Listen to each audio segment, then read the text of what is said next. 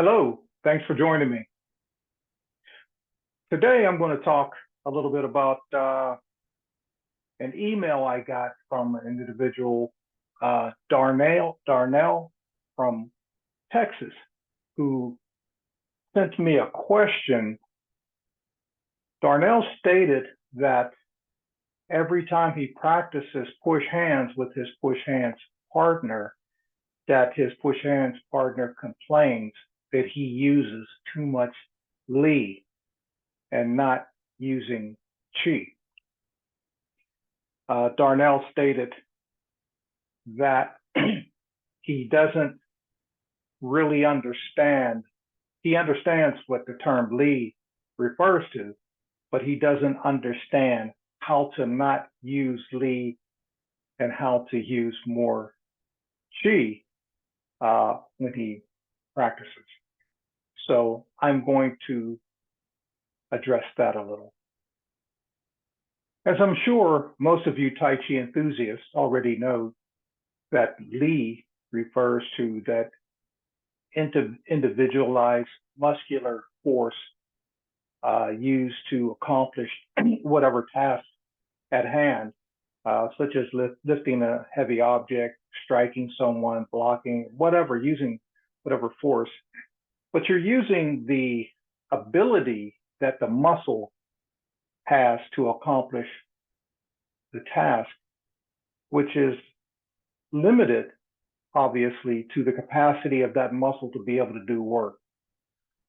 Also, Tai Chi describes this as being awkward strength, not a well-managed and balanced type of strength. So Tai Chi speaks of using Chi energy, which it describes obviously as a different type of energy. Now, when we speak of Chi energy, we're speaking of an energy that is based on being relaxed, coordinated, and rooted, which is somewhat separate from the Li, which you're not very relaxed because you're going to be tensing up a body part, which is one of the things that causes awkwardness throughout the rest of the body. So the main staples of utilizing this Chi force, obviously, is we have to be relaxed, coordinated, and rooted. And with that is also going to be balanced. Okay, so the question most people ask is, if you're so relaxed, then where does this magical strength come from? Well, it's really not that difficult to explain. Whenever you go to utilize part of your body that needs to bring forth strength, whether it's offensively or defensively, instead of being or moving independently as Li does, that part depends on another part. It seeks assistance from another part of your body to back it up or assist it. And the second part depends on another part to back that up and assist it. And the next part supports that and assists it. And this goes all the way down to what we call the root or the ground, which is going to be the defining force to supply stability and power to help the first part that was trying to complete the chore. So all areas of the body, from the ground all the way up to, let's say, the hand, if the hand is trying to push or strike, all areas between the hand and the ground are going to rally and give support to that thing that's trying to accomplish whatever job that is trying to accomplish. The idea is to attempt to hold the body or conform the body into a way or in a manner that it is not divided into many sections. as we tend to look at the body, is divided by the torso, then there's the arms, and then the arms have the various divisions from the hand, the forearm, the bicep, the shoulder area. Same thing with the legs, going down from the feet is divided by the ankles, the calves, the thighs, the hips, etc. We look at the body as being a lot of multiple parts.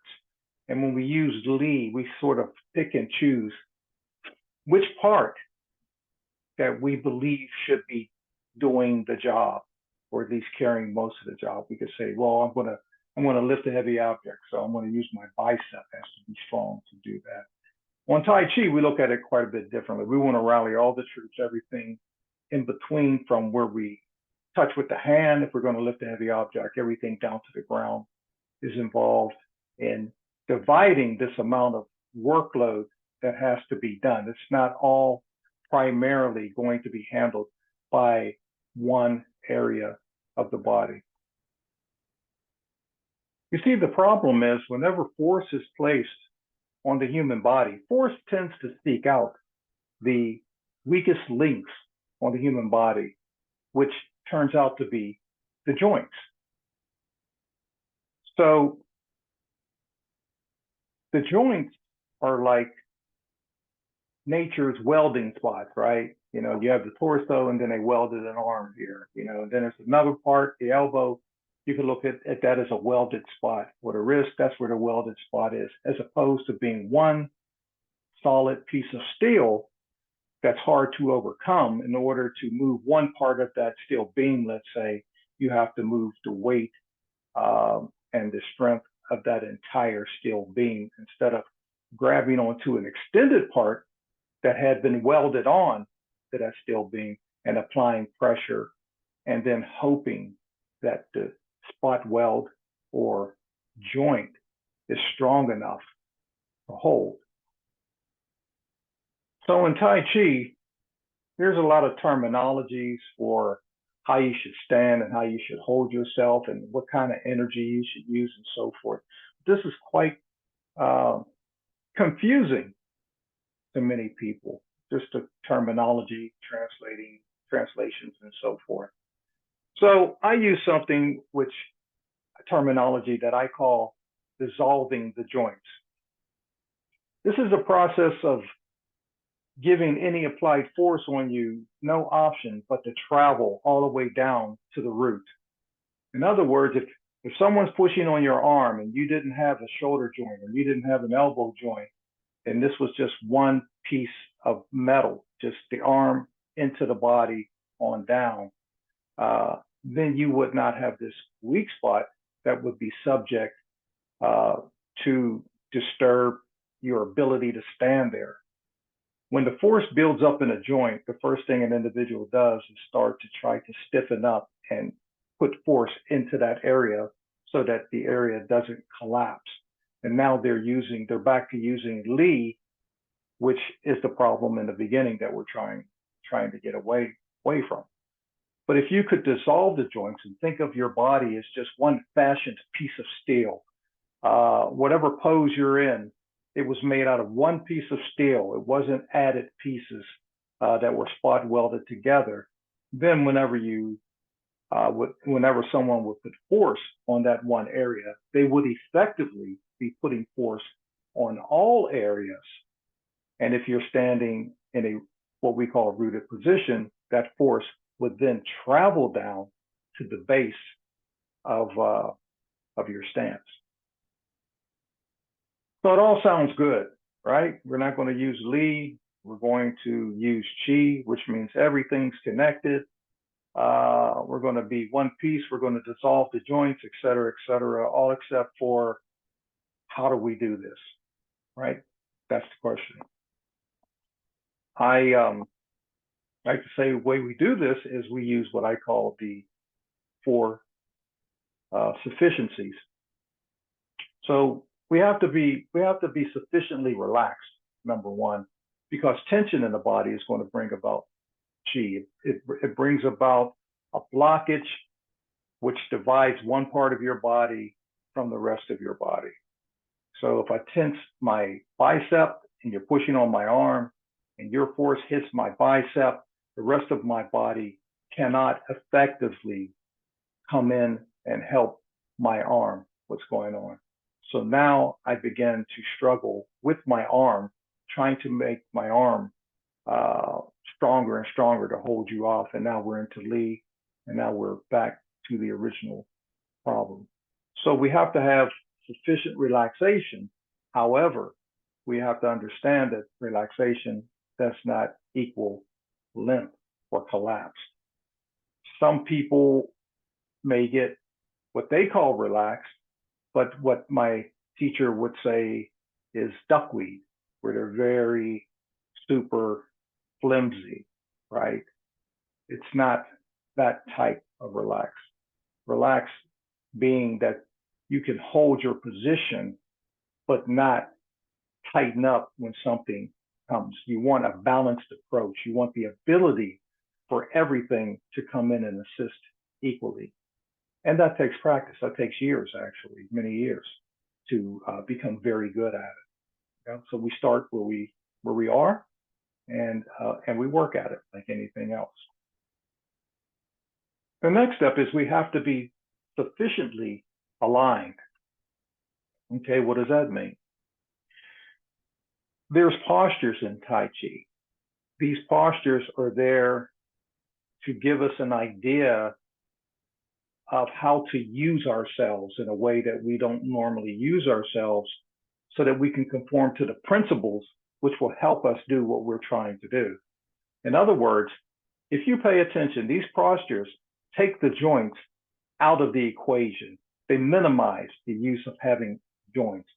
One of the things, shoulders down, elbows down. If the shoulders are up and the elbows are up and the force hits, the force goes right into the joints, and we're in an awkward position, and the rest of the body can't support the force, what we're trying to do to handle the force coming in. So the whole idea is for the entire body to be able to come in and play a role, so that we can successfully deal with the force that's being placed on us, right? So we have to understand sufficient alignment. Shoulders down, elbows down, standing erect, slightly tucking the coccyx in, keeping the spine straight. Basically, what we're doing is we're funneling the force from point of contact down through our bodies, down into the ground, where we already know Tai Chi is done from the waist and legs. That's our strongest area, and the upper body can remain relaxed and sensitive, and it can do the bidding of the lower body. So sufficient alignment is the second concept. So number 3 is sufficient sensitivity. Now that goes into what we're already talking about, not tensing up when someone touches us. As soon as we tense up, we're bringing that quote unquote Li into place. And one thing we know about Li, it's not sensitive. Okay, we're choking off our ability to feel what's going on. So we have to stay relaxed. Remember, not limp, but we have to stay relaxed.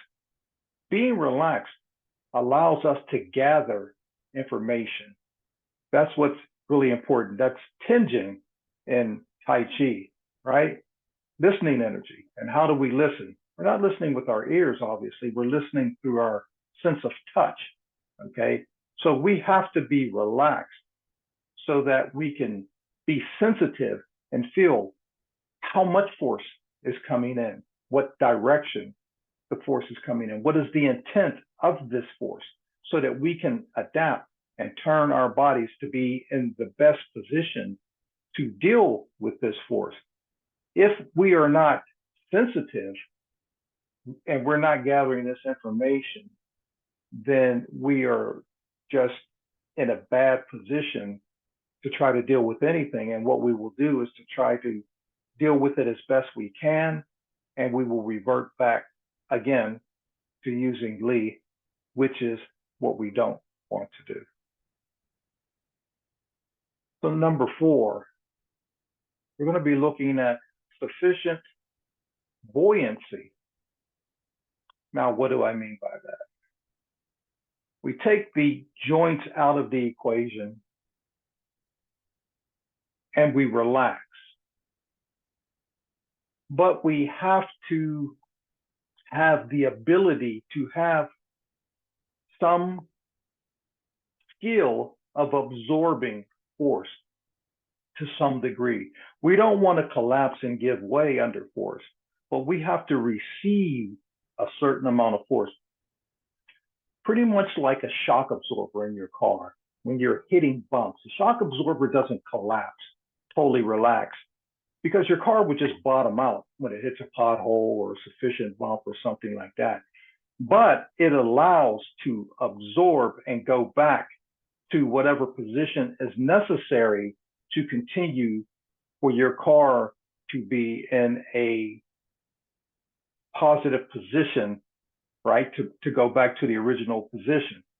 So this is what's going on when there's force placed upon you. There has to be a degree of buoyancy, but that can only come about if the other elements are met. Also, you have to have the sensitivity and the alignment and the relaxation. So gradually, you're looking to work on these four things and bring them all together so that they assist each other, so that we can move away from using Li gradually and start into the concept of utilizing Qi. Okay, just to recap, we talked about being relaxed, coordinated, and rooted, okay? Then we went into all things are connected down to the base, meaning if your hand is touching, also you have to forget about the joint connected to the arm, comes in to help, forget about the shoulder, going into the body, all the way down to the base. So we talked about dissolving the joints, moving as if you're one piece, and dealing with forces as if you're one piece constructed as opposed to multiple pieces, and also the four sufficiencies being relaxed, aligned, sensitive, and buoyant. So I hope this helps to some degree. And once again, as always, thanks for watching. I appreciate it. Stay well.